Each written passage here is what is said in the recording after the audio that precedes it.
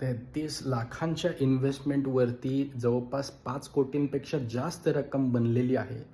अकाउंटला फॉलो करायचं, रील शेवटपर्यंत बघायचं. मी तुम्हाला संपूर्ण डिटेल या ठिकाणी सांगणार आहे.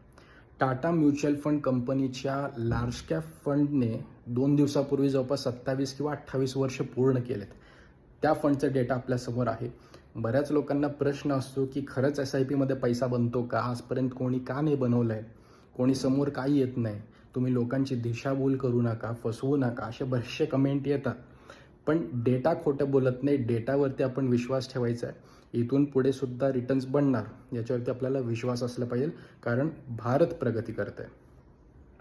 टाटा कंपनीच्या या लार्ज कॅप फंडने जवळपास 33 लाखांचे 5 कोटी रुपयेपेक्षा जास्त रक्कम बनवली. कसे?